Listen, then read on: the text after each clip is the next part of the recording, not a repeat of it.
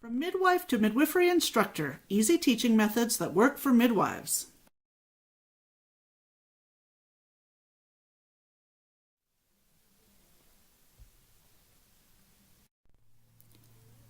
Midwife versus midwifery instructor preceptor.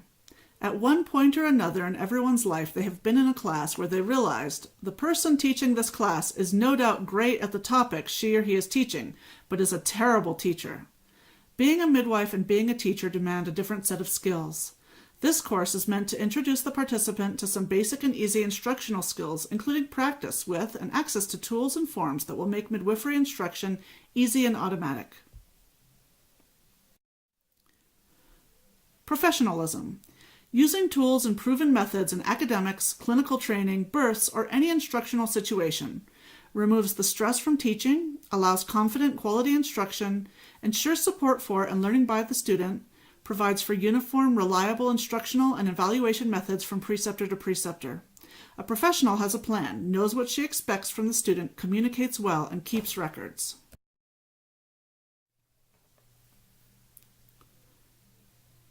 Learning objectives. By the end of this session, you will be able to prepare and present an academic lesson and clinical lesson, confidently use and create a course syllabus, confidently construct and deliver a midwifery micro-teaching lesson using the techniques and elements that make up introduction, body, and summary. Link academic information to actual midwifery experiences and clinical skills. Use appropriate and effective techniques for midwifery, academic, clinical, and skill training, and describe the differences between these types of training. Maximize the effectiveness of midwifery academic and clinical training with the use of a training plan. Use feedback to engage learning. Use tools to document the completion of training. Explain the benefit of teaching instructional methods and tools. Explain the educational benefit of rubrics and student evaluations of learning. Discuss professionalism as it relates to a preceptor. Versus clinical. The steps of teaching and learning are different for academic and clinical. For academic, prior to class, the student reads or researches the appropriate resources, answers the learning objective questions. During class, the student presents the answers to the preceptor. The preceptor elaborates or ties them into actual practice, and they discuss the material. The preceptor evaluates the student's comprehension of the material, and they record the student's completion of the assignment. After class, the student applies the information into clinical situations. For clinical training, there's a briefing, a preceptor demonstration, student practice, evaluation of the student's mastery of the skill or skills, a debriefing, and recording completion or mastery of applicable skills.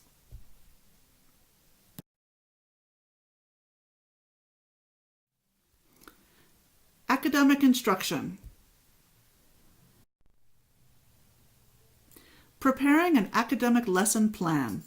The academic lesson plan form that you see on the right-hand side of the screen will be available to you from this website, but you're welcome to make your own. A lesson plan form should include an introduction with a space for name and instructor introduction, a value, why is this important, an application, where will I use this information, key points, learning objectives, which is by the end of this class you will be able to, and conduct, what should the student do while you're teaching, take notes, etc. A body, which includes answers to the learning objectives, ties into actual circumstances, examples of application or clinical experience, and relates to other components of the program. And finally, conclusion, to reinforce the value with an application, review the key points today we talked about, restate the objective you are now able to, promote continuing education, and ask if the students have questions. Of the course or topic and instructor. 2. The value, why is this important? 3. The application, where will I use this? 4. The key points. 5. Learning objectives. By the end of this class you will be able to what? Conduct, what should the student do while you are teaching? Take notes, etc.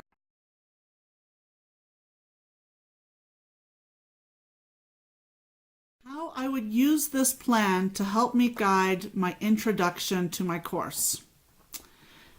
Welcome to Scissor Use for Midwives. My name's Khamsamran and I will be your instructor today. I once watched this movie where someone had a baby in the wilderness and the midwife had to cut the cord with her teeth. Despite some beliefs, midwives are well trained and equipped to use many types of modern devices, including many types of scissors. For example, midwives use special scissors to cut cords.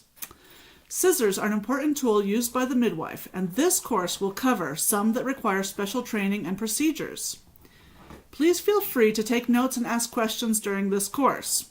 If you have a big question, you can save it to the end so we can discuss it. By the end of this session, you will be able to name 3 types of scissors and their purpose, describe the procedures for scissor use to cut cords, etc., etc., etc.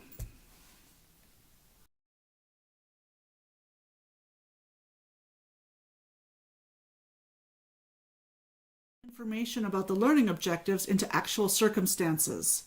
You'll give examples of application or clinical experiences when you would use those learning objectives. And you'd relate to other components of the program. Where will they see this again? Somewhere else in another course or within clinic.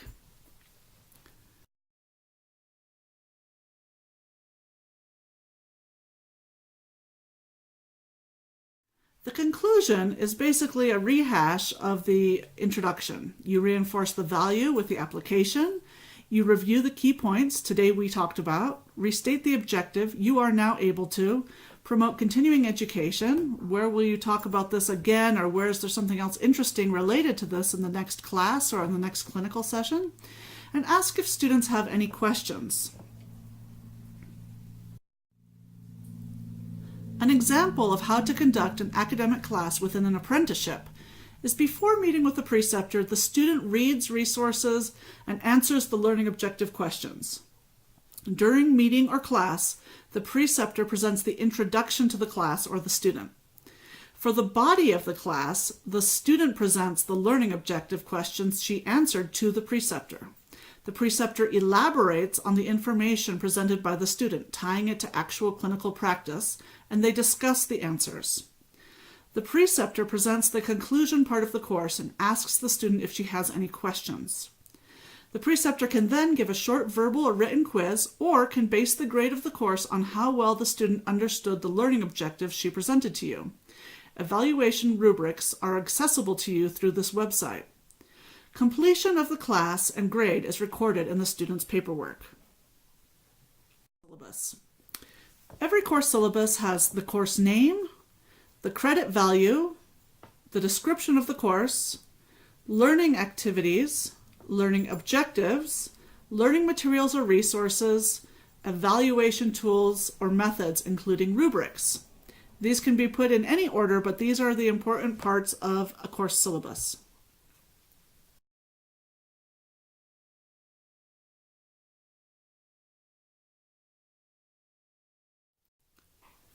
Using a syllabus to create a lesson plan.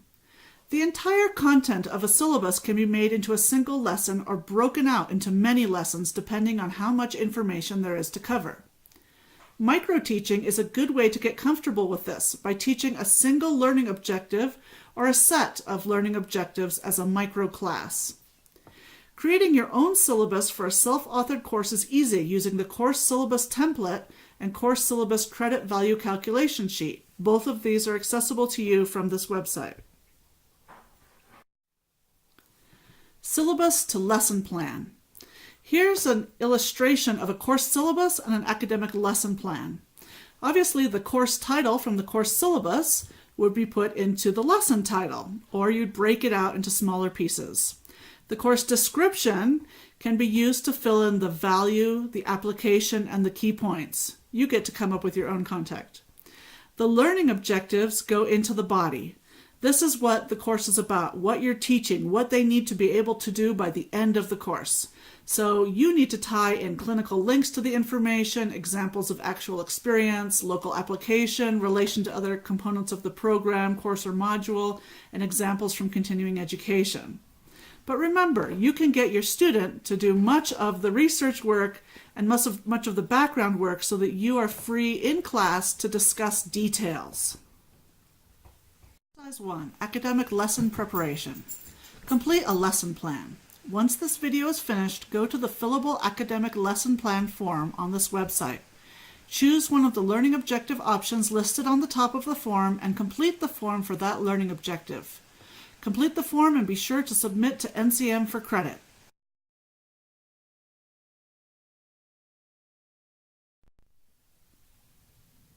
Exercise 2. Create a syllabus. Go to the fillable course syllabus sample. These are on the website. Choose one of the short topics listed on top of the form. Complete the form and submit for credit. Feel free to use NCM course syllabi for ideas and examples. These are available on this website under ASM Academic Syllabi. Clinical instruction. Used when you're teaching clinical skills or NARM skills.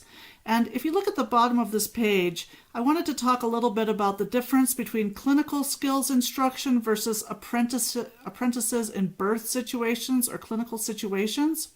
If you're teaching clinical skills, please remember, especially for NARM skills, these skills have to be performed to mastery. So the student is performing as primary under supervision. In other words, they are performing the skill as well as a well-trained midwife would be expected to be able to perform the skill. If you're going into an apprentice in a birth situation, the way that you brief them is going to depend on whether they're an assistant, which means they just have to assist you, or whether they're primary under supervision, which means they need to act as the primary midwife but under your direct supervision all the time. And remember, again, that's the difference between assisting and acting to mastery level. So within each of these clinical lesson teaching plans, there's a briefing, the preceptor demonstration, student practice, evaluation of students' mastery of the skill, debriefing, and record of completion of mastery of the skill.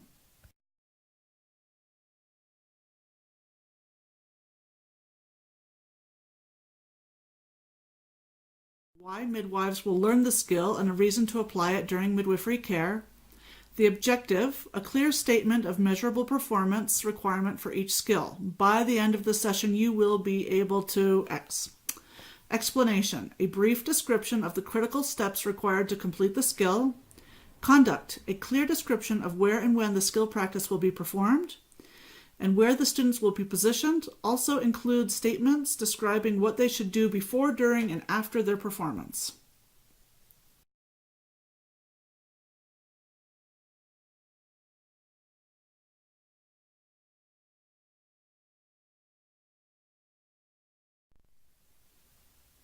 Here is an example briefing. Today we will be completing NARM skill number 26 2D3, demonstrating the use of a blood pressure cuff. Midwives need to be able to take client blood pressures as a diagnostic tool, and that's why we need to know this. By the end of the session, you will be able to correctly use the blood pressure cuff to find the blood pressure. Remember to correctly position the cuff, close the valve and pump the air, position the stethoscope, and as you let the air out, note diastolic and systolic readings. The way we're going to do this is the students are going to take turns acting as patients. So I'm going to demonstrate, all of you watch, and then each of you will practice on each other. And once we're done, you'll each demonstrate your performance to me. Ensure that all the students can clearly see you demonstrating the skill. Show all the critical steps as described in the briefing. Use slow, smooth, exaggerated, and deliberate movements to draw attention to details that will make performing the skill easier for the students. The student practice. Ensure that each student has enough time to practice each skill multiple times. Have them repeat it until each demonstrates mastery of the skill. The preceptor should be positioned close enough to provide assistance and see clearly enough to evaluate.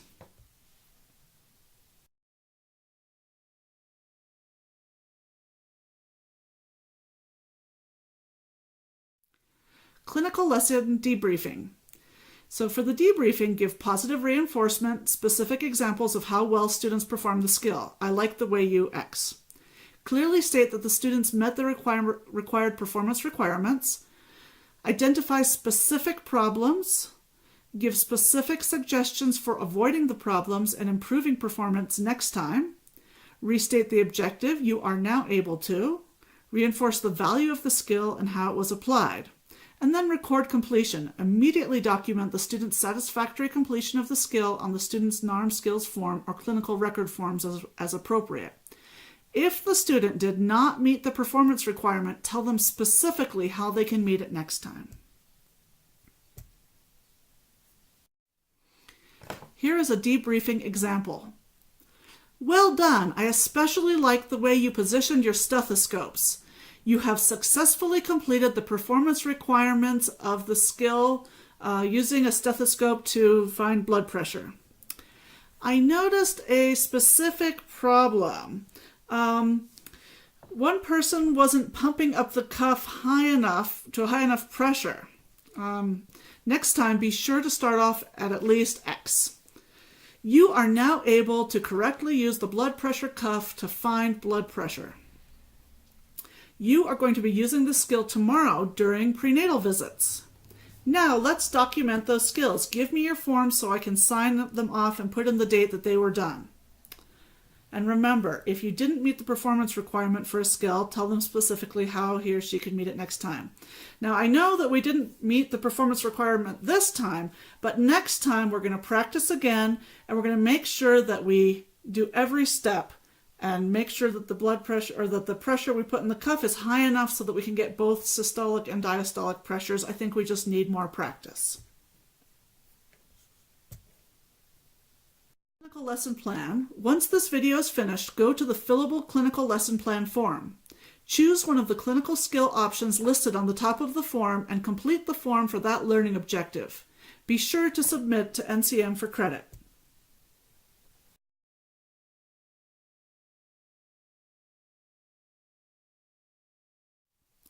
Additional items to discuss. Issues for teaching clinicals. Please view the NCM orientation series. These are accessible from the website on the orientation page. They go into much more depth on NCM programs, procedures, requirements, and tools. Direct supervision. The preceptor must be physically present and in control at all times during the entire activity, must catalyze the important decision-making processes, elicit the student's rationales for her or his decisions, and oversee the student's charting. Preceptors may only sign off clinical experiences which she or he personally supervised directly and witnessed. Mastery. Mastery is defined as being able to perform with the competence and confidence that would be expected from a reasonably well-trained midwife. Both NARM clinical skills and clinicals completed as primary midwife under supervision must be completed to mastery level. Please view NCM's orientation on clinicals on this website. Active participation, not mastery, is required for students acting as assistant. The student must be actively involved in the clinical activity, including but not limited to charting, hands-on assisting, and participation in management decisions. But remember, this is separate from someone who is working as primary midwife under supervision. Evaluation tools and methods, including rubrics for both academic and clinical instruction, are available for your use and for download from this website. Communicating midwifery and care-related information across the cultural and diverse spectrum is important to midwives because both students and the clients that you work with can be very culturally diverse and diverse in other ways. Being able to use these tools and evaluation methods are really important to make this process much easier. So please feel free to contact us at any time if you have any issues. Recording completion of academic and clinical achievement immediately upon completion is very important. It's terrible to wait and then not be able to remember whether a student was able to correctly master a skill or not. So please be sure to document it immediately, and that also gives the student the sense of achievement because they can see the progress that they've made on their forms. Instructional plans and plans of completion. Watch the NCM orientation video series for information on how to use this important planning tool. This really helps to get student and preceptors on the same page. Education. For the future, we hope to start the Professional Association of Midwifery Instructors. This would be a membership for continuing education, an association authoring standardized courses and skills that are transferable between instructors. Member instructors could offer certifications in midwifery skills, CEUs, and other courses. And continuing education would be available. Membership, training opportunity for financial and educational benefit by offering PAMI courses.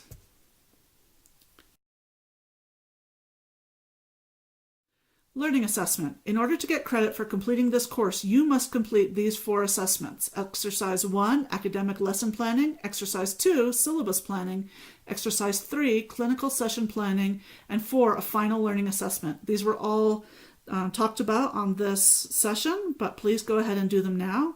All 4 items can be accessed through the links on this website.